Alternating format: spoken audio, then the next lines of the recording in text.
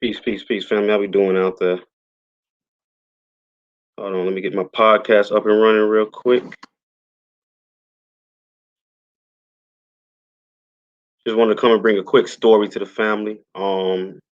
Speaking on the DeFi space, institutional money coming in.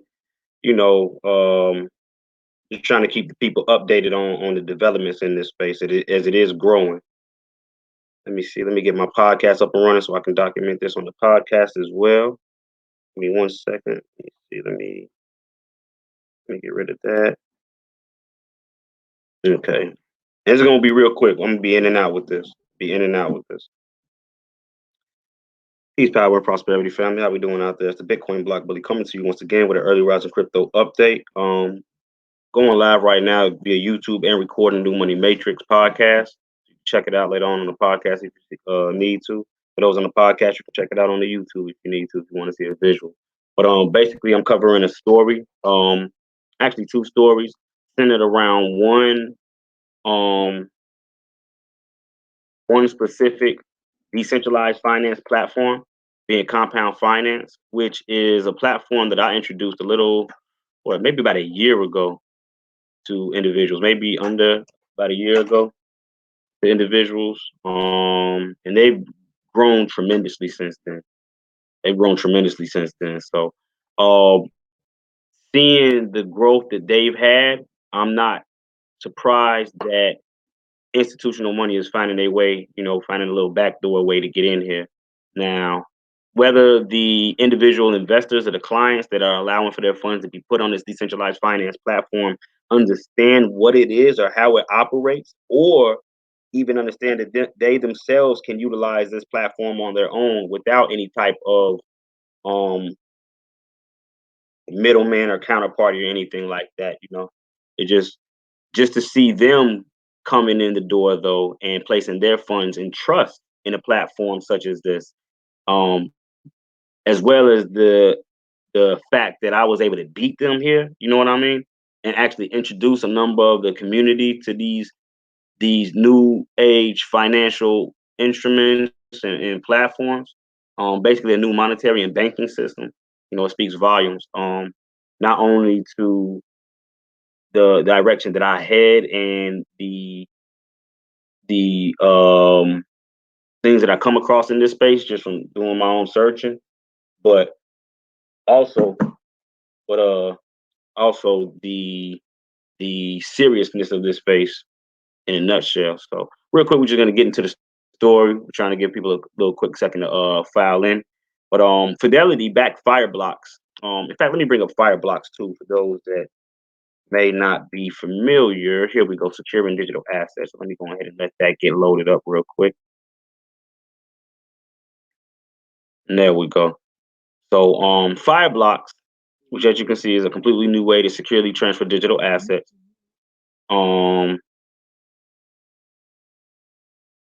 they're one of the largest institutional players that allows for individuals to invest in digital assets safely and securely.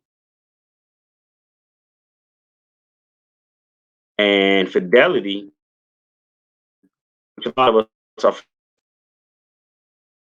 utilizing block funds into the compound finance pooling liquidity pools, meaning that Fidelity is now adding liquidity for individuals to borrow from and or trade on decentralized applications.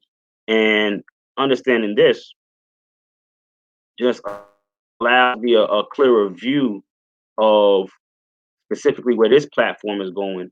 Now, to add on to the legitimacy of this platform, they just actually went even more decentralized and allowed for the governance to be taken by the community. Just to go ahead and get into it.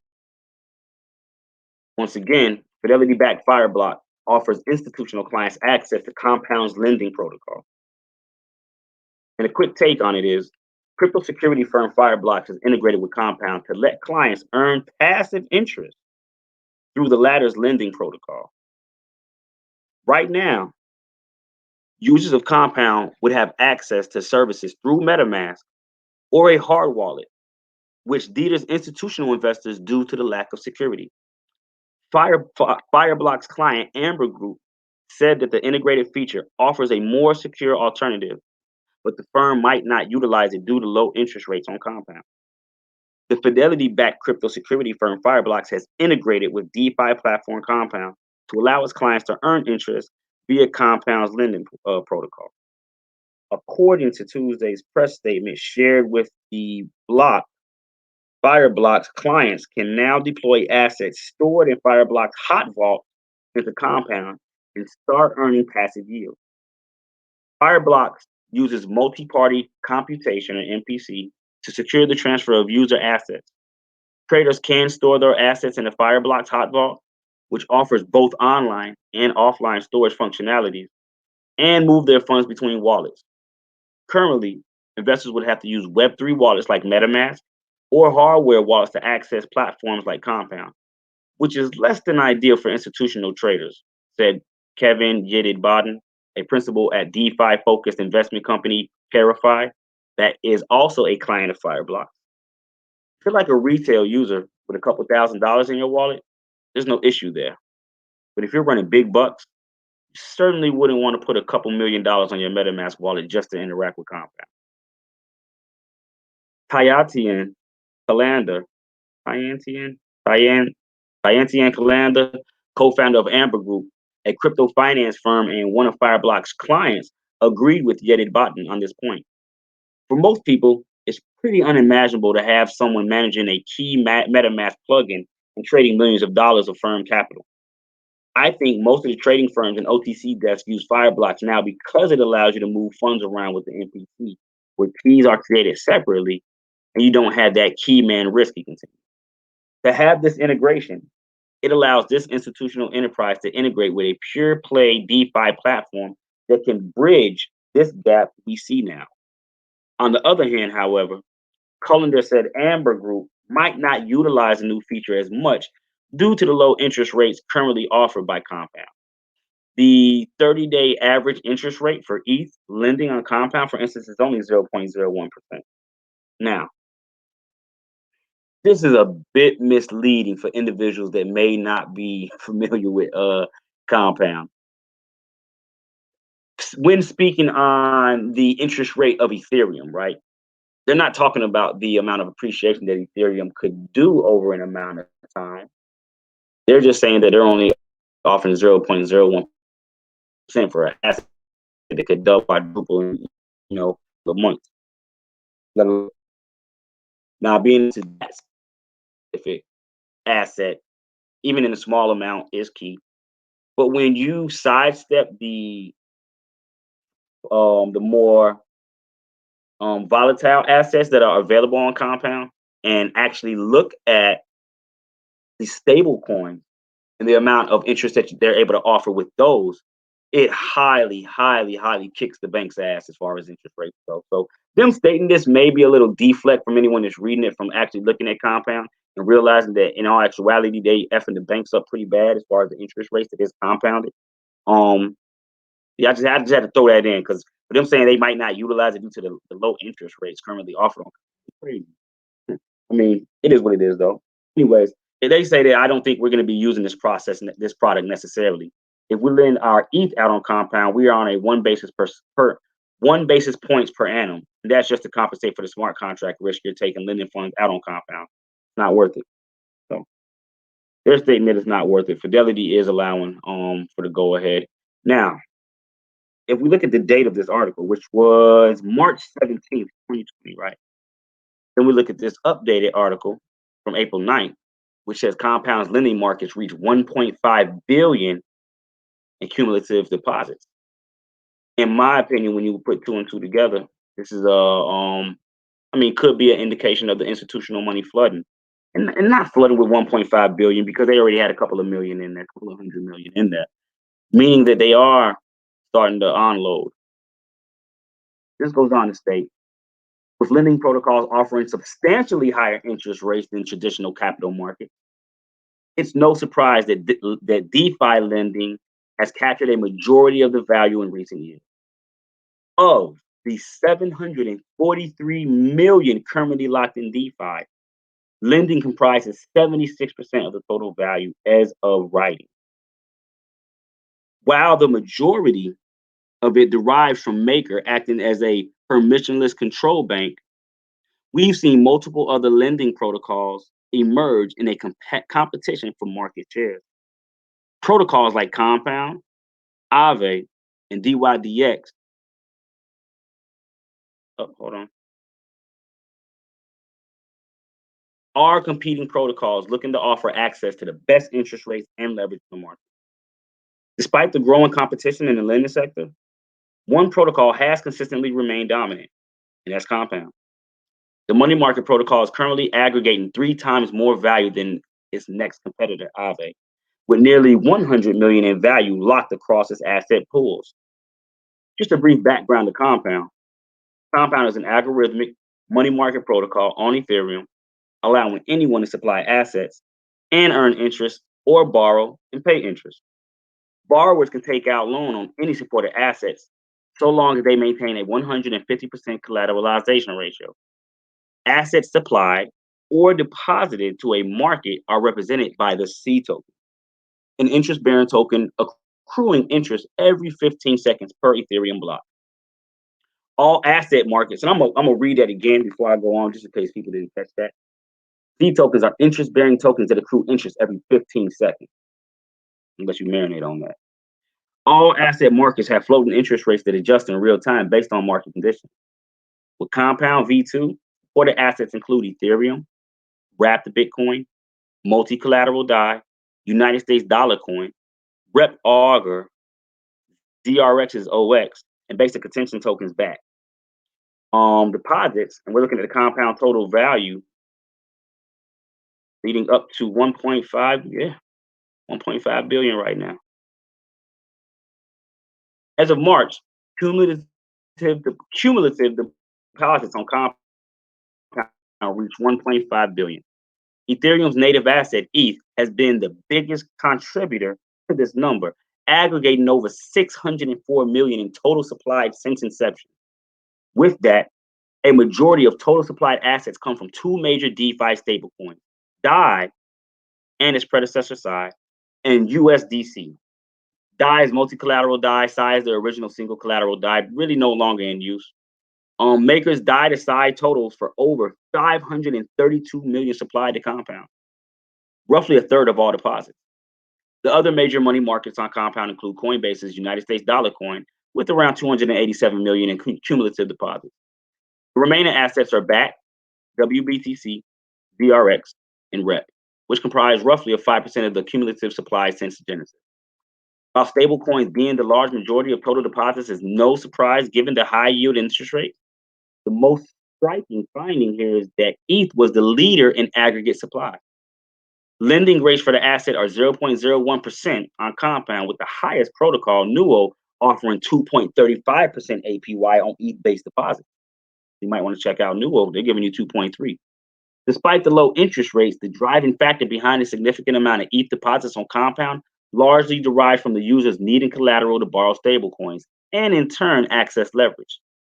Users don't necessarily care about the interest rates and are generally more concerned with having access to sufficient collateral. The protocol reached yearly highs of 113 million in supply volume on the week of February 17th. The 9-figure record pushed February's average weekly deposits to just over 69 million, beating out March's average of 66 million by 4.34%. Regardless, the steady uptrend in weekly supply volume indicates that Compound users are continuing to find value in the permissionless money market protocol. Looking at the weekly supply volume by assets, there's been a surge in Ether deposits. The dominance in Ether deposits made the ETH lending pool the most liquid pool on Compound, with over 41.61 million in gross supplies of writing. The biggest jump in supply volume was in February, where the protocol saw 83 million in Ethereum supplied alone. While the dollar amounts are screwed due to ETH's strong price performance in February, total ETH locked on Compound peaked at around 517,000 Ethereum in early March, as average weekly ETH supply volume hit 26.85 million. Other assets with notable deposits include DAI and USDC. which have remained relatively steady over the past few months. Since late January, DAI has averaged 16 million in weekly supply volume, while USDC averages about 10.2 million.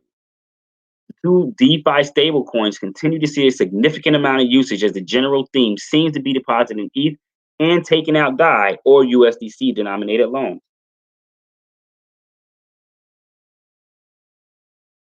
The trend of compound users depositing ETH to take out stablecoin loan is further cemented when looking at cumulative borrows. The large majority of assets borrowed from the protocol include Maker's Psi and DAI, along with Coinbase's USDC.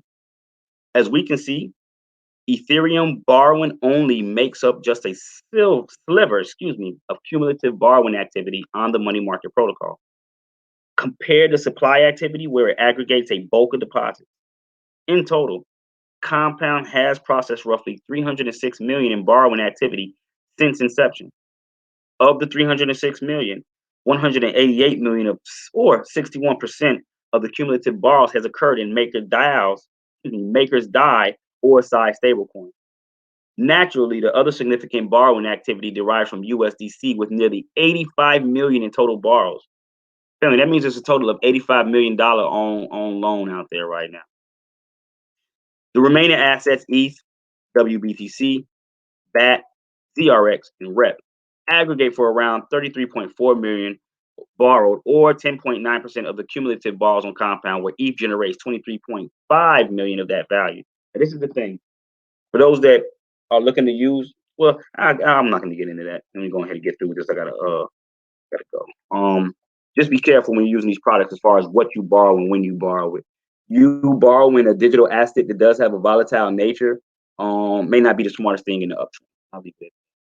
Anyway, Compound's weekly borrow volume has seen a steady increase since the beginning of the year.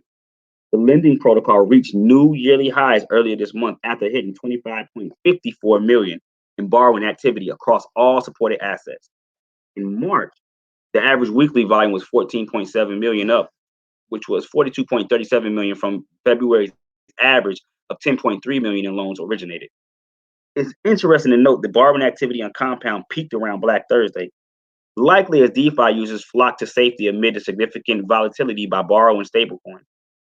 With that in mind, Compound users are mostly taking out loans in either DAI or USDC, a common occurrence throughout the lending market as a whole.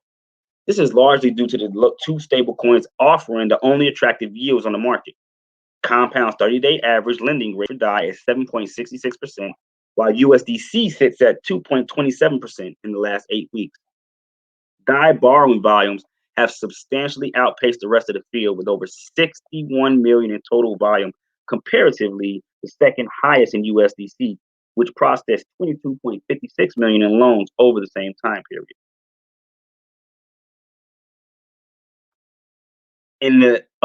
It's apparent that Black Thursday and the DSR drop to 0% has taken a toll on lending rates across the market.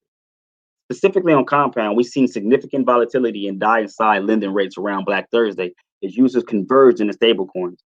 On that day, DAI lending rates spiked upwards to 20% APY, meaning if you had a Compound account around this time, you were getting 20% APY compounded every 15 seconds. Dig that. Following the event, lending rates on Compound have taken a dive near historical lows. As it stands today, lending rates on DAI and USDC are 0.36, 0.41 respectively, which are up from there. Compared to a 30-day average of 4.3 on DAI loans, this is an unprecedented time in the lending market. The light at the end of the tunnel here is when DAI savings rate returns to normalcy, as it seems to dictate rates to the market, even beyond DAI. Despite the hit on lending rates, USDC and DAI are the clear leaders in income generating assets for its holders. DAI accounts for over 68% of total interest accrued this month, generating over 127,000 for CDAI holders. The other stablecoin, USDC, represents 28% of the protocol's accrued interest in March, earning around 52,000 for CUSDC holders. The rest of the assets, BAT, ZRX, ETH, REP, Psi, WBTC, account for less than 4% of the remaining assets, with Psi having the most notable earnings of the group, with only 4,323 in accrued interest. Key takeaways. Compound has seen steady growth since its inception, reaching over 1.5 billion in cumulative deposits and 300 million in borrowing. While Coinbase's USDC and MakerDAI are the premier assets supported by protocol, the most notable finding was that ETH aggregates a majority of the value in the total deposit. This is largely due to Compound users leveraging ETH's value as collateral for stablecoin loans and in turn access to leverage. With Compound rolling out its governance token, COMP, it will be interesting to see what changes are made to the protocol. We may expect to see comp holders vote to expand on the protocol supported assets as one of the first moves. Maybe we'll see other popular DeFi tokens like KNC, SNX, or Link integrated into the lending protocol, or even other majority stablecoins like USDC or Synthetics SUSD. If one thing is for sure, it's that Compound has established itself as one of the dominant money market protocols over the last year.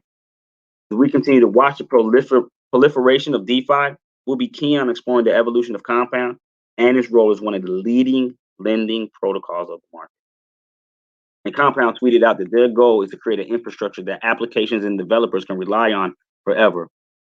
So I hope that this article was helpful for individuals that were able to catch the recording and are going to be listening in on the podcast. Peace, power, and prosperity to everyone that did tune in. As I said, this was just gonna be a quick tune in. I thank everybody. I'm about to be out of here. Peace.